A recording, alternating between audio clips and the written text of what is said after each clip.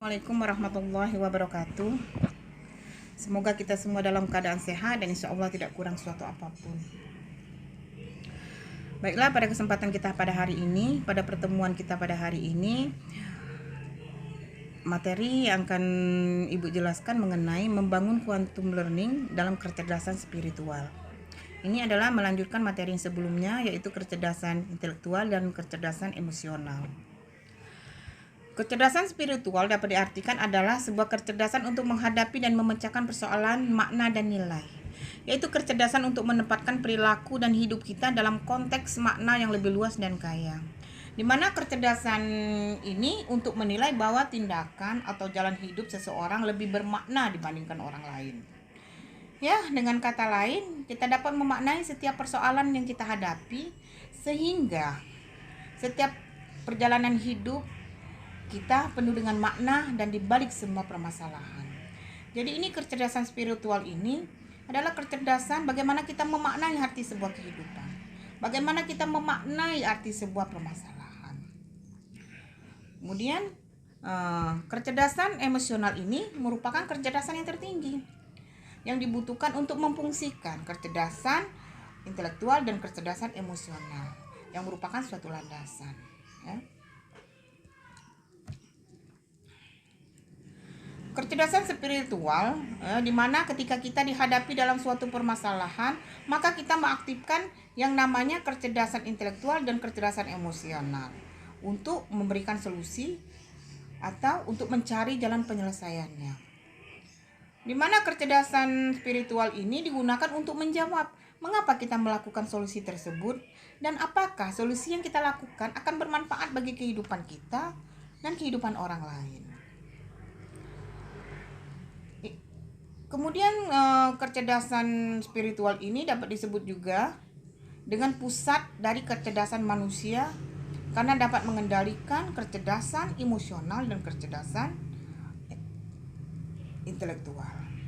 Jadi penting sekali nih bagaimana kita mengembangkan, bagaimana kita mengelola, bagaimana kita mengendalikan, bagaimana kita memanfaatkan kecerdasan spiritual ini supaya apa? Dalam kita mengaktifkan kecerdasan intelektual dan kecerdasan emosional, maka hasil atau solusi atau reaksi dari semua itu menghasilkan sebuah hal-hal yang positif dan memiliki makna dan bermanfaat bagi orang lain.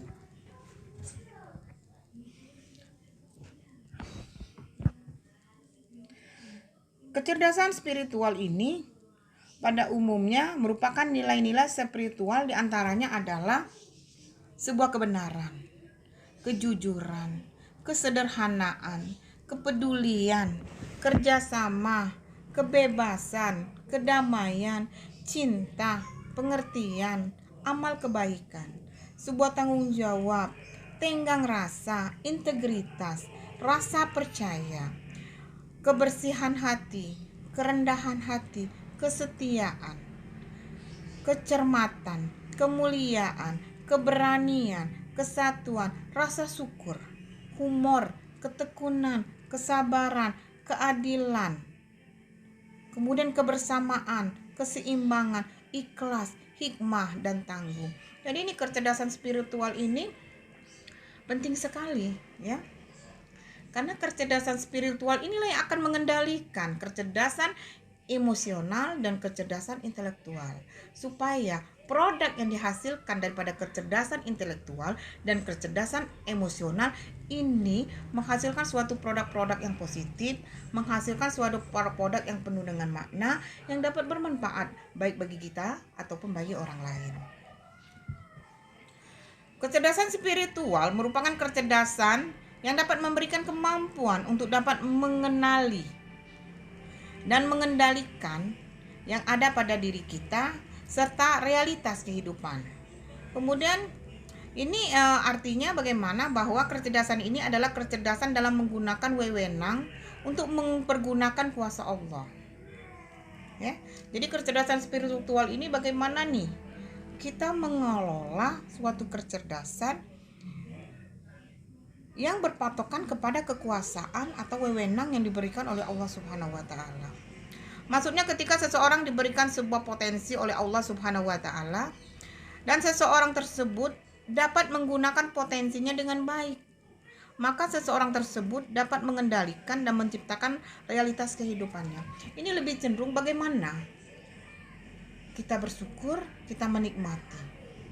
Ini hubungan dengan Sang Pencipta atau Sang Halik, bagaimana potensi, karunia, nikmat yang diberikan ya dari Sang Pencipta kita bisa mengolah. Kita bisa menikmati, kita bisa mengolah sehingga potensi, nikmat, karunia yang diberikan oleh Allah tersebut dapat bermakna baik bagi diri kita maupun orang lain. Kecerdasan spiritual ini beda dengan kecerdasan religius atau sikap religius gitu. Dimana kecerdasan spiritual lebih sering diartikan sebuah rajin sholat, rajin beribadah, rajin ke masjid. Pokoknya yang menyangkut masalah hubungannya dengan keagamaan. Hal ini keliru karena kecerdasan daripada spiritual itu yaitu suatu kemampuan orang untuk memberi makna dari sebuah kehidupan. Ada juga orang yang mengartikan bahwa kecerdasan spiritual itu sebagai kemampuan untuk tetap bahagia dalam situasi apapun tanpa tergantung situasinya. Jadi ada yang memaknai bahwa kecerdasan spiritual ini bagaimana nih membuat hidup kita akan lebih bahagia. Bagaimana membuat hidup kita akan lebih bermakna. Jadi ciri orang yang memiliki kecerdasan spiritual itu diantaranya adalah senang berbuat baik, senang menolong orang lain, telah menemukan tujuan hidupnya. Jadi merasa memikul sebuah misi yang mulia, kemudian mereka berhubungan dengan sumber kekuatan dan alam semesta, yaitu Tuhan atau apapun yang diyakinkannya. Jadi kecerdasan spiritual itu dia berpatokan kepada Sang Pencipta, karunia yang diberikan oleh Sang Pencipta, kemudian dia mengolahnya, membuatnya lebih berarti, lebih bermakna. Beberapa ilustrasi tentang peran dan kombinasi ketiga kecerdasan bagi seseorang ya. Jadi ini kita ketahui bahwa antara kecerdasan intelektual, antara kecerdasan emosional dan kecerdasan spiritual ini adalah satu kesatuan yang tidak dapat dipisahkan, terutama ya suatu kunci untuk keberhasilan seseorang, kunci kesuksesan seseorang. Ini ya keterkaitan antara ketiga kecerdasan ini harus dimiliki. Karena sebelumnya pada materi sebelum sudah dikatakan bahwa tidak hanya menjamin kecerdasan intelektual itu menjamin seseorang dapat sukses dan berhasil, tetapi harus dilengkapi, harus ada keterkaitan, harus memiliki segitiga. Ya, kesemuaan antara kecerdasan intelektual, kecerdasan emosional, dan kecerdasan spiritual ini harus dimiliki. Ini kunci keberhasilan atau kesuksesan seseorang. Karena kita ketahui bahwa intelektual menyumbang kesuksesan berhasil orang tadi, hasil penelitian adalah 20%. Sedangkan 80%-nya adalah kecerdasan emosional, kecerdasan spiritual. Jadi kecerdasan intelektual juga tidak bisa diabaikan, penting sekali, tidak dapat dipungkiri. Orang harus cerdas, orang harus pintar, karena untuk menyelesaikan sebuah masalah butuh kecerdasan, butuh kepintaran, butuh emosi ya. Jadi ini tidak bisa dipungkiri, tetapi kecerdasan spiritual juga tidak bisa. Ini harus lebih dikuatkan karena kecerdasan spiritual ini mencakup bagaimana menyelesaikan solusi tersebut sehingga solusi atau produk yang dihasilkan dapat bermanfaat, dapat mengarah-arahkan ke hal yang positif. Karena di dalam kecerdasan spiritual bagaimana ketaatannya, bagaimana rasanya bisa tak takut dengan dosa, rasa malu ya. Itu kemudian kecerdasan spiritual ini lebih cenderung sebuah kejujuran, integritas ya, kemampuan mengolah menghasilkan produk yang bermanfaat. Dia lebih cenderung kepada kecerdasan yang menghasilkan suatu produk yang penuh makna dan yang bermanfaat. Nih bentuk kecerdasan ya. Nih kecerdasan kita ketahui bahwa kecerdasan spiritual Kalau kecerdasan intelektual adalah otak belakang ya. Kemudian kecerdasan emosional di depan. Kemudian kecerdasan spiritual ini meliputi semua kecerdasan intelektual maupun kecerdasan emosional ya. Ada otak kiri. Untuk kecerdasan intelektual itu lebih cenderung ke otak kiri, sedangkan kecerdasan yang emosional lebih cenderung pada otak kanan. Tetapi ini antara kecerdasan intelektual dan kecerdasan emosional ini harus seimbang, otak kiri dan otak kanan, karena setiap otak kiri memiliki fungsi berbeda dengan otak kanan juga memiliki fungsi yang berbeda. Sedangkan otak tengah ini berarti ya mencakup semua otak kiri dan kanan, itu namanya kecerdasan spiritual yang mencakup kedua antara landasannya otak kiri dan otak kanan. Kemudian otak kiri otak kanan ini berlandaskan kepada kecerdasan spiritual. Jadi kita ketahui bahwa otak kiri kemampuan menganalisa, memikir, menghafal ya. Sedangkan otak kanan ini kemampuan seseorang ya, bagaimana dia mengingat ya. Kemampuan otak kanan ini kemampuan yang lebih cenderung mengenal warna, mengenal bentuk. Sedangkan otak kiri yaitu bagaimana berhitung, bagaimana membaca, menulis, seperti itu. Sedangkan berpikir, mengelola pikiran itu lebih ke otak kiri. Kalau otak kanan itu berhubungan dengan perasaan, peduli, rasa tanggung jawab, itu otak kanan. Kemudian untuk menyelesaikan sebuah masalah dibutuhkan otak kanan dan otak kiri, atau kemampuan intelektual dan kemampuan emosional. Tapi perpaduan antara kedua ini dibingkai oleh kecerdasan spiritual supaya hasil yang kita dapatkan memberi makna, memberi manfaat buat baik diri kita maupun orang lain. Nih, sudah saya katakan sebelumnya bahwa keberhasilan, kunci keberhasilan, kesuksesan seseorang ini tidak lepas daripada segitiga yang saya katakan tadi antara kecerdasan intelektual, kecerdasan emosional, dan kecerdasan spiritual. Orang tidak bisa berhasil dan sukses kalau hanya memiliki satu. Kecerdasan intelektual saja, kecerdasan kepintaran, tetapi kalau dia tidak memiliki kecerdasan emosional, maka ini akan berpengaruh terhadap karir keberhasilannya. Tetapi apabila dia hanya memiliki kecerdasan intelektual dan kecerdasan emosional tetapi tidak dibingkai oleh kecerdasan spiritual, maka dikhawatirkan dia sering melakukan hal-hal yang negatif, sering melakukan hal yang kurang bermakna, seperti itu.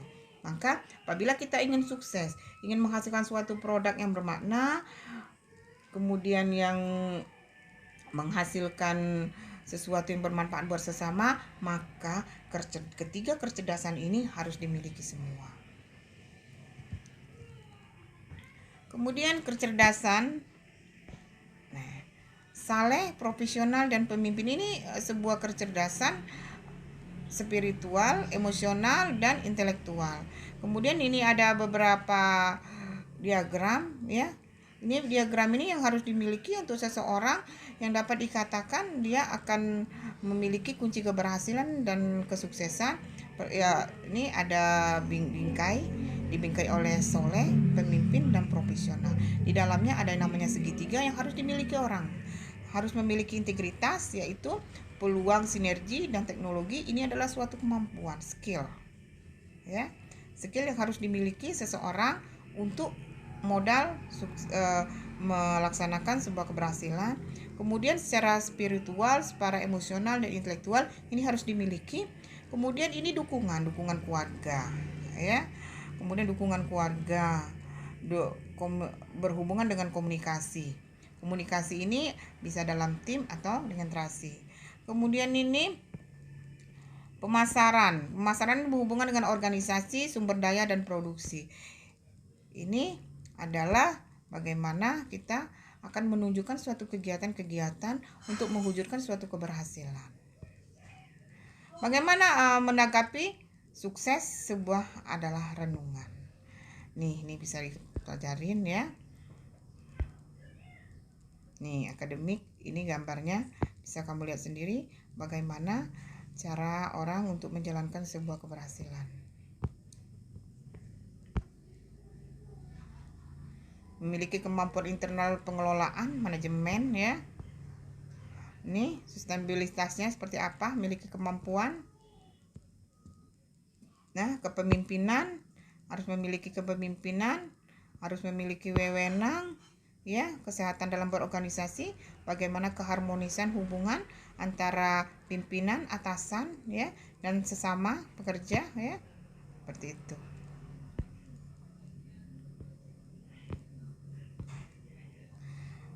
Potensi kelulusan yaitu ada yang namanya pengetahuan di lapangan, itu adalah pengalaman. Kemudian ada namanya penguasaan sebuah teknologi. Kita tidak menutup kemungkinan semua sudah canggih, kita harus menguasai sebuah teknologi. Apalagi kondisi sekarang dunia dalam genggaman. Kita harus menguasai sebuah teknologi karena sekarang ini apa yang mau kita lakukan yang berhubungan dengan teknologi. Kemudian kita harus memiliki sebuah pengalaman. Untuk sukses dan berhasil kita harus memiliki sebuah pengalaman. Ya. Kemudian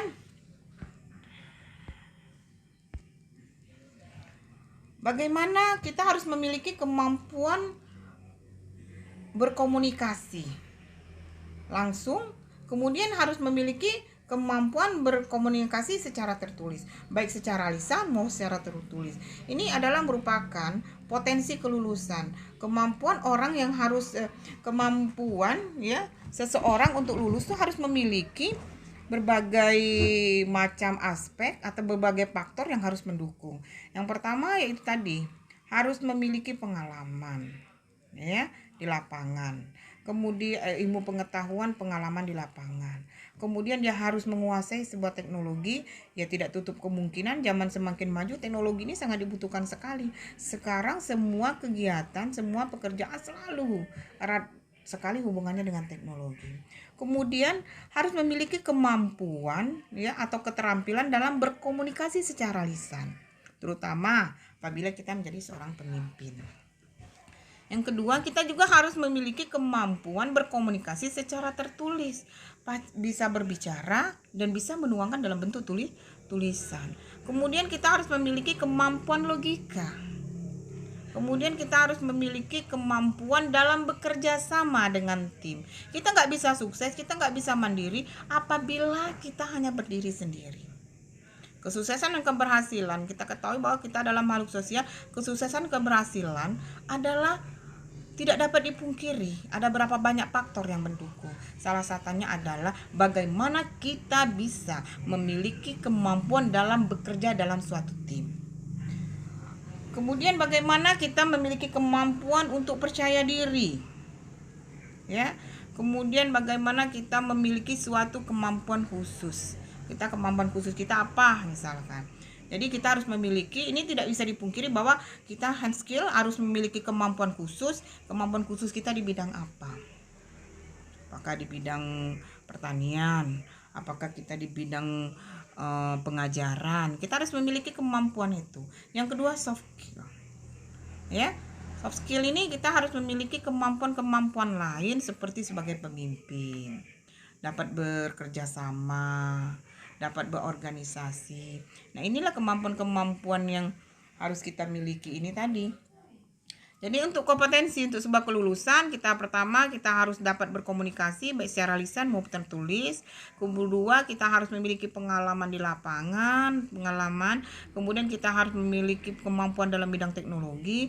Kemudian kita harus memiliki kemampuan logika, ya. Kemudian memiliki kemampuan dapat bekerja sama, percaya diri, memiliki kemampuan yang khusus, dan memiliki kemampuan yang soft skill yaitu sebagai seorang pemimpin.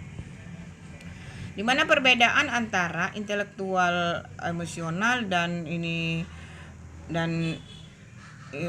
kecerdasan emosional dan kecerdasan intelektual ini sebelumnya sudah saya jelaskan, bertitik berat kepada logika.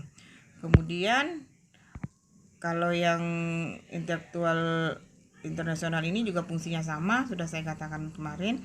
Jadi kita ketahui bahwa saya jelaskan lagi bahwa kecerdasan emosional ini tidak jangan sampai diabaikan, karena ini juga menentukan hasil produk akhir daripada solusi yang diberikan antara kecerdasan emosional dan kecerdasan intelektual, merupakan otak kiri, otak kanan, ini dibingkai yang namanya kecerdasan spiritual. Jadi kecerdasan spiritual ini tidak bisa diabaikan, dan ketiga kecerdasan ini harus dijadikan satu. Kalau kita ingin mencapai keberhasilan, merupakan kunci sukses daripada keberhasilan. Demikianlah kita sebagai seorang guru, jadi harus bisa mengembangkan, baik mengembangkan kecerdasan intelektualnya dengan berbagai materi-materi yang kita pelajari, yang kita ajarkan. Kemudian kita mengembangkan kecerdasan emosional, ya, bagaimana dia bergaul, bagaimana membina hubungan dengan temannya, bagaimana dia peduli, bagaimana berempati, itu perlu sekali dibina. Kemudian kecerdasan spiritual memaknai sebuah kehidupan, memaknai sang pencipta, memaknai arti sebuah kehidupan. Ini penting sekali, ya, bagaimana kita seorang guru merangkum ketiga kecerdasan ini supaya produk atau hasil daripada usaha kerja kita dalam proses pembelajaran itu, tujuan dan makna dari sebuah pembelajaran itu dapat tercapai. Demikianlah pembelajaran kita pada hari ini. Lebih dan kurang saya mohon maaf kepada Allah Subhanahu wa Ta'ala. Saya tutup dengan billahi taufiq wal hidayah. Wassalamualaikum warahmatullahi wabarakatuh.